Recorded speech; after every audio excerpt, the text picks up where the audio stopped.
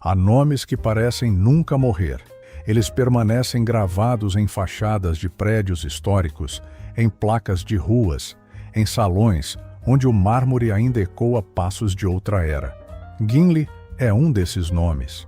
Durante décadas, ele foi sinônimo de poder, sofisticação e influência. Um sobrenome que abria portas, selava acordos e definia destinos. Mas você já se perguntou: onde estão os Gimli nos dias de hoje? No Rio de Janeiro, o Palácio das Laranjeiras ainda impõe sua presença silenciosa. O Copacabana Palace, palco de festas lendárias, segue recebendo hóspedes do mundo inteiro. Há ruas e edifícios que carregam o nome da família como um vestígio permanente de um tempo em que o Brasil parecia girar em torno de seus salões. E, no entanto, a dinastia que ajudou a moldar parte da história econômica e cultural do país parece ter se dissolvido na descrição do presente. No início do século XX, os Gimli estavam no centro das decisões estratégicas que transformavam o Brasil. Eram empresários visionários, investidores de infraestrutura, anfitriões de artistas e políticos. Circulavam entre presidentes, intelectuais e magnatas internacionais. O sobrenome era associado a fortuna, refinamento e influência. Uma combinação rara até mesmo entre as elites da época. Hoje, porém, não há manchetes frequentes, nem herdeiros estampando capas de revista, como símbolos de uma aristocracia tropical. O nome ainda existe, mas parece envolto em um silêncio que contrasta com o brilho do passado.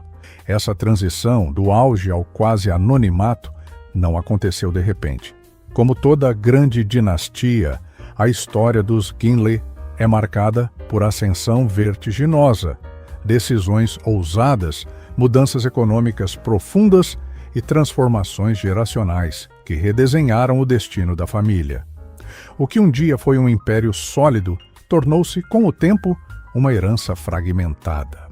Mas, para entender onde estão os últimos Gimli hoje, é preciso primeiro compreender o peso que esse sobrenome carregava. Afinal, o presente só faz sentido quando iluminado pelo passado. E o passado dos Gimli começa em um momento crucial da história brasileira, quando o país buscava se modernizar, abrir seus portos, construir infraestrutura e se posicionar no cenário internacional. Foi nesse contexto que a família deixou de ser apenas próspera e se tornou poderosa. A pergunta que guia este documentário não é apenas geográfica. Não se trata apenas de saber onde vivem os descendentes. Trata-se de algo mais profundo. O que acontece com uma dinastia quando o tempo muda as regras do jogo? O que resta quando a fortuna se dilui, quando o poder se descentraliza e quando o sobrenome deixa de ser manchete? A história dos Gimli, com seus palácios, investimentos estratégicos e relações internacionais, ainda guarda capítulos que ajudam a explicar como esse sobrenome se tornou um dos mais influentes do Brasil.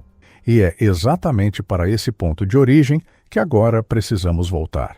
Antes de existirem palácios, festas e salões iluminados por lustres europeus, existia uma oportunidade histórica. O Brasil do final do século XIX era um país em transição. A escravidão havia sido abolida, a República dava seus primeiros passos e a economia começava a se reorganizar em torno de novos centros de poder. Era um momento de incerteza, mas também de visão para quem soubesse enxergar além do presente. Foi nesse cenário que a família Gimli encontrou seu destino.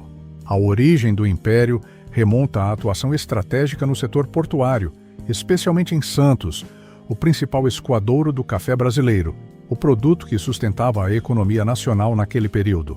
Controlar infraestrutura portuária não era apenas um negócio lucrativo, era ocupar uma posição-chave na engrenagem econômica do país.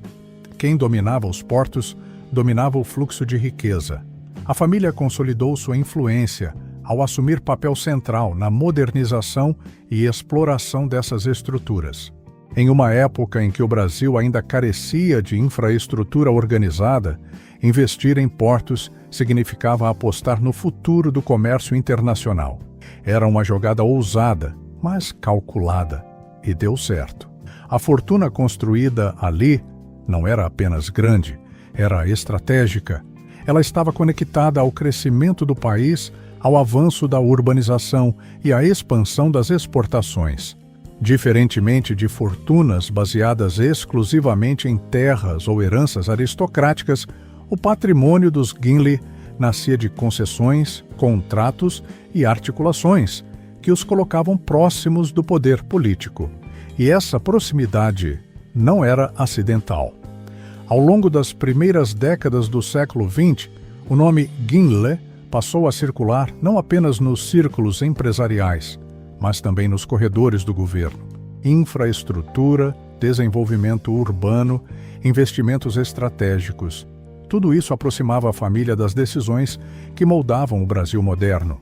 O império deixava de ser apenas econômico e ganhava dimensão institucional.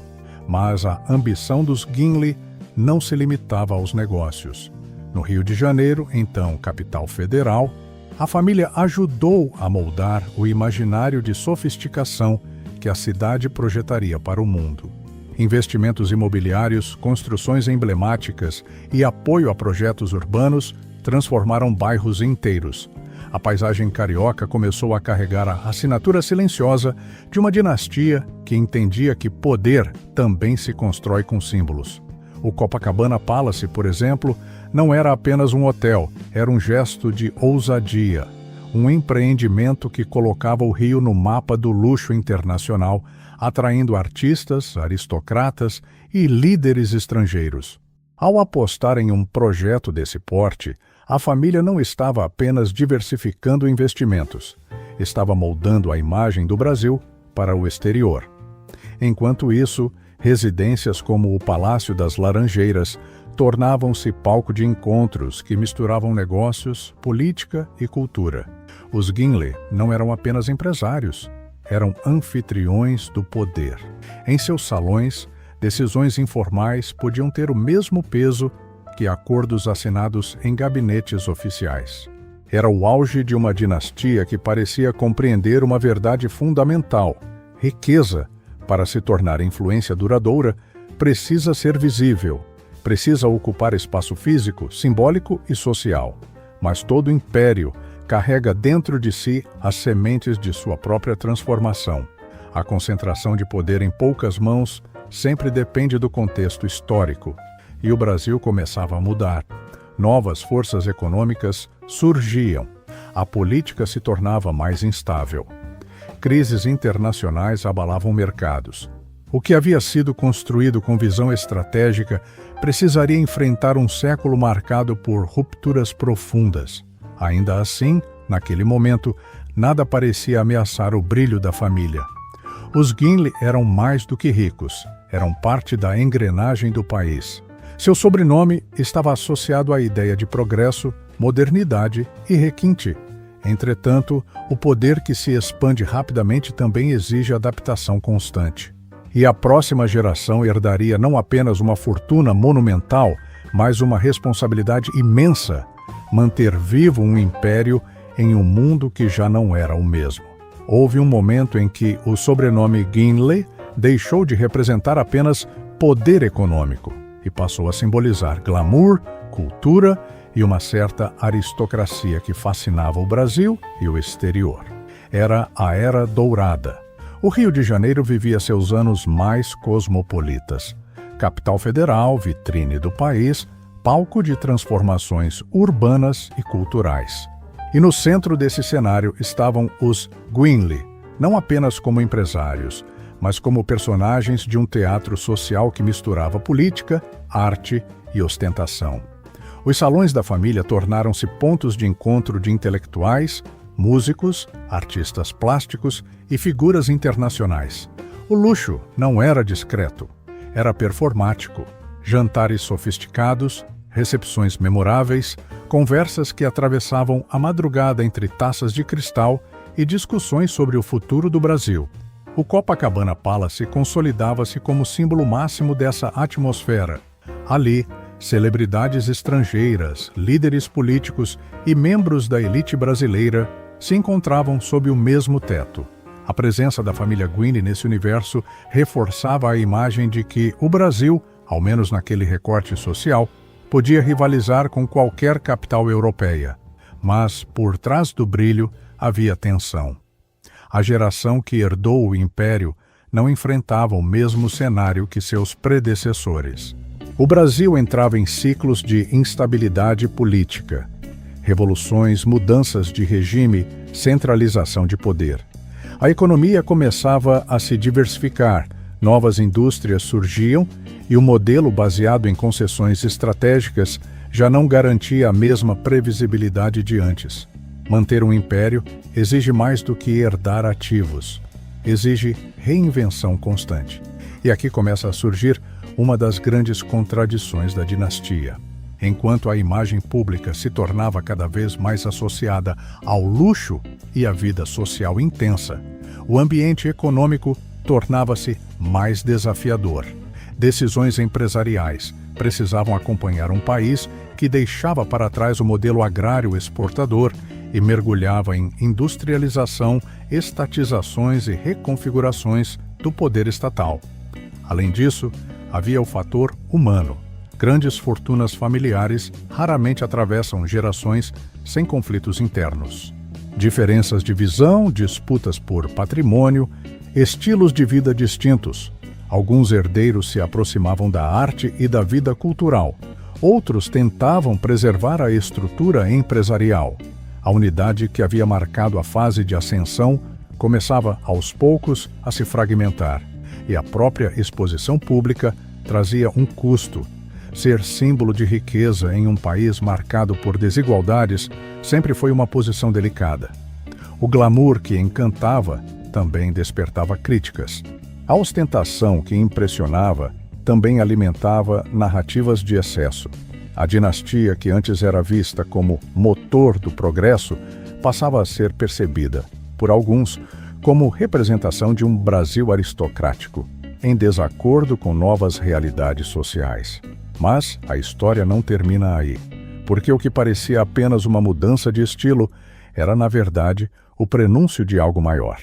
As transformações econômicas do século XX, combinadas com mudanças nas regras do jogo político e tributário, começaram a alterar profundamente a dinâmica das grandes fortunas familiares no Brasil.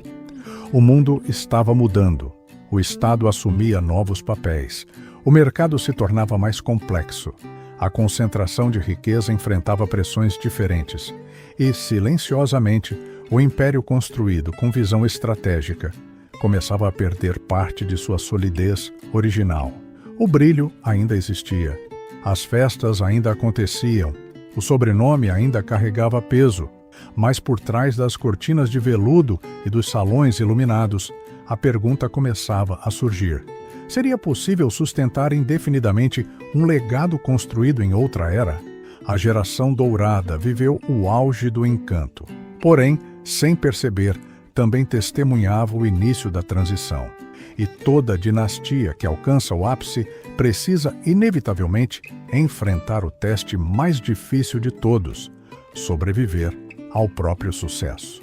Impérios raramente caem de uma vez. Eles não desmoronam como castelos atingidos por uma única tempestade. O que acontece, na maioria das vezes, é mais sutil e mais implacável.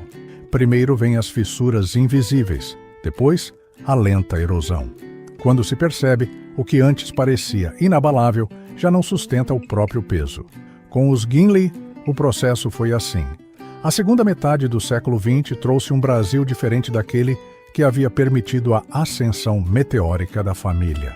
O país mergulhou em ciclos de instabilidade política, mudanças de regime, novas políticas econômicas e um Estado cada vez mais interventor. Concessões estratégicas deixaram de ser garantias de poder duradouro.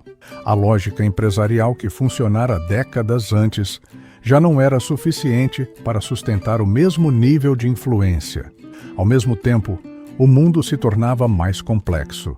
A economia internacional passava por choques sucessivos. O capital exigia profissionalização, diversificação, adaptação rápida. Grandes fortunas familiares, especialmente aquelas muito associadas a ativos específicos ou a estruturas tradicionais, começaram a enfrentar dificuldades para manter o ritmo. No caso dos Gimli, a fragmentação do patrimônio ao longo das gerações teve um papel decisivo. O que antes estava concentrado nas mãos de poucos passou a ser dividido entre herdeiros e depois entre os herdeiros dos herdeiros. A matemática do tempo é simples e cruel. Fortunas que não crescem na mesma velocidade em que se dividem, inevitavelmente encolhem. E mesmo quando permanecem relevantes, raramente mantêm o mesmo impacto simbólico. Houve também mudanças profundas no mercado imobiliário e na estrutura urbana do Rio de Janeiro. Áreas antes valorizadas passaram por transformações. Custos de manutenção de propriedades históricas tornaram-se elevados. O que era símbolo de status em uma geração tornava-se um fardo financeiro na seguinte. Manter palácios não é apenas uma questão de orgulho, é uma equação econômica.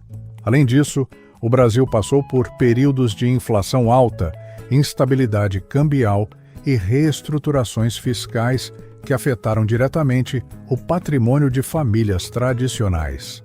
A preservação de riqueza em ambientes assim exige estratégias financeiras sofisticadas e, muitas vezes, uma ruptura com modelos antigos de gestão familiar. E nem toda dinastia consegue fazer essa transição sem perdas. Mas talvez o fator mais determinante tenha sido menos econômico e mais humano. As novas gerações já não estavam inseridas no mesmo contexto simbólico de seus antepassados. O Brasil do final do século XX não reverenciava mais dinastias empresariais com o mesmo fascínio. A cultura se tornava mais democrática, a mídia mais crítica, o poder mais pulverizado. O sobrenome continuava respeitado, mas já não exercia o magnetismo quase mítico de antes. Alguns descendentes optaram por caminhos discretos, longe dos holofotes.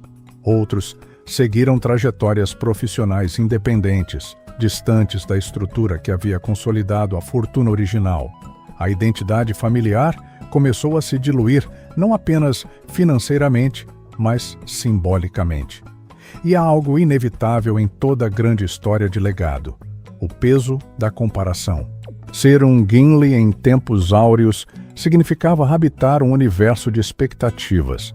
Mas ser um Gimli décadas depois significava carregar um passado grandioso em um presente que já não oferecia o mesmo palco. Para muitos herdeiros de grandes dinastias, esse contraste é silencioso e profundo. Não se trata apenas de dinheiro, trata-se de identidade. Quando o império deixa de ser um centro ativo de poder e se transforma em memória histórica, a família precisa redefinir quem é. Alguns conseguem reinventar o legado, outros apenas o preservam de forma discreta. E há aqueles que escolhem viver à margem da própria história, recusando o papel que o sobrenome sugere. No caso dos Gimli, o declínio não foi marcado por escândalos espetaculares ou falências cinematográficas.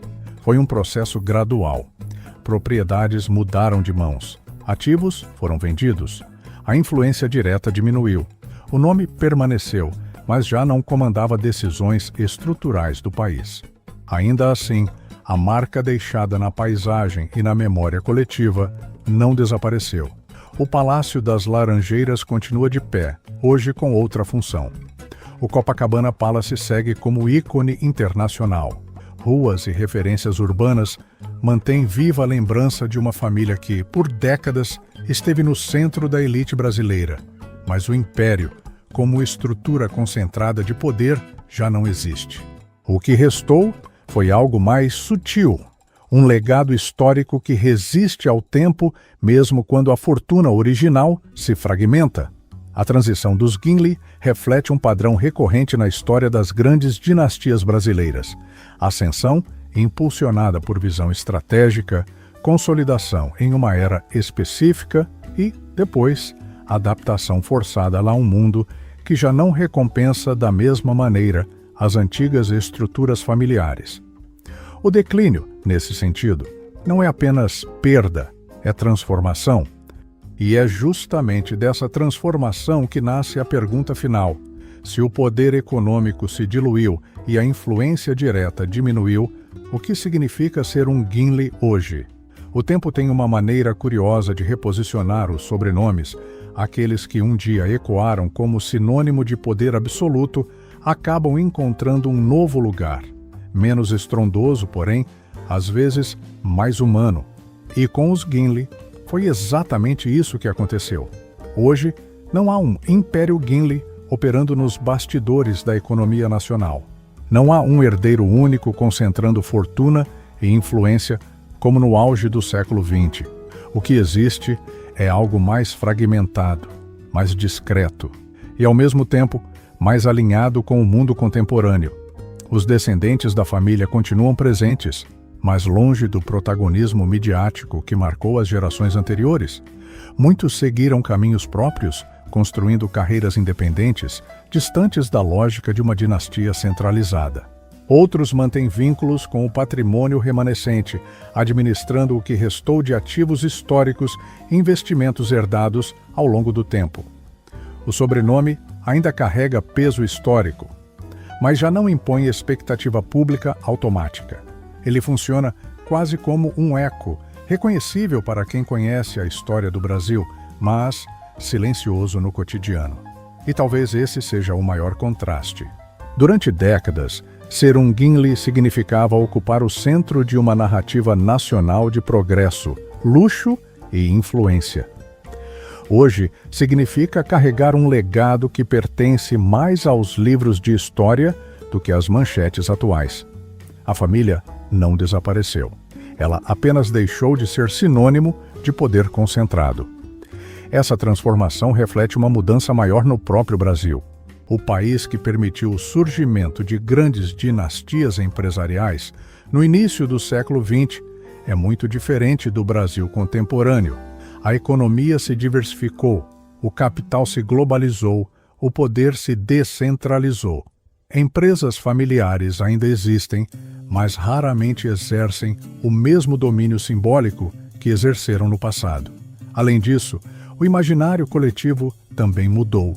O glamour que cercava as elites tradicionais perdeu parte do fascínio. O público passou a olhar com mais ceticismo para fortunas herdadas e privilégios históricos. O que antes era visto como aristocracia tropical, hoje é analisado sob lentes mais críticas. Nesse cenário, a discrição pode ser não apenas uma escolha, mas uma estratégia. Os últimos Gimli vivem em grande parte fora dos holofotes. Não protagonizam escândalos, não disputam manchetes, não ocupam posições públicas de grande destaque nacional. Alguns mantêm presença no meio cultural e social, mas sem a aura quase mítica que envolvia seus antepassados. E, no entanto, o legado permanece. Ele está na arquitetura do Rio de Janeiro, está na memória do Copacabana Palace como símbolo de uma era, está nas referências históricas que apontam para uma família que ajudou a moldar infraestrutura, urbanização e sociabilidade no Brasil do século XX. Mais do que patrimônio financeiro, o que sobreviveu foi o patrimônio simbólico. E isso nos leva a uma reflexão inevitável sobre dinastias. Toda grande fortuna enfrenta o teste do tempo. Algumas conseguem se reinventar e manter relevância econômica por gerações. Outras veem seu poder se diluir à medida que o mundo muda.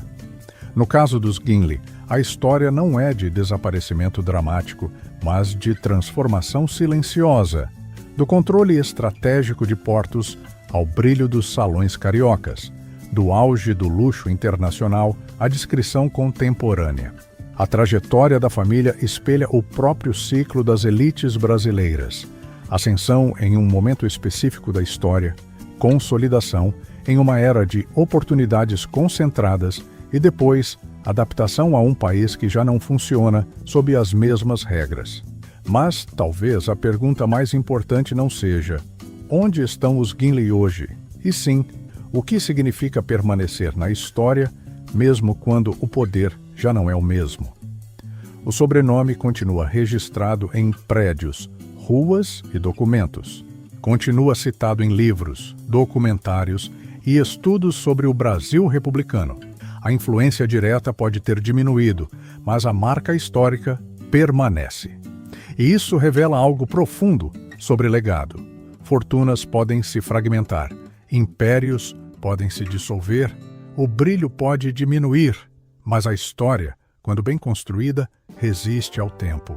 Os Gimli de hoje não comandam o mesmo império de seus antepassados, não ocupam o mesmo centro das decisões nacionais, mas são herdeiros de uma narrativa que ajudou a moldar um capítulo decisivo do Brasil moderno. No fim, talvez essa seja a verdadeira herança, não apenas o que foi acumulado, mas o que foi deixado como marca. Porque dinastias não são eternas. O poder muda de mãos. O tempo redefine hierarquias. Mas alguns nomes continuam ecoando, não pelo que possuem agora, e sim pelo que representaram quando o país estava sendo construído. E assim o sobrenome Gimli segue vivo, não como símbolo de um império intocado, mas como memória de uma era em que ambição, visão e circunstância se encontraram para criar uma das dinastias mais emblemáticas do Brasil. O resto pertence ao tempo.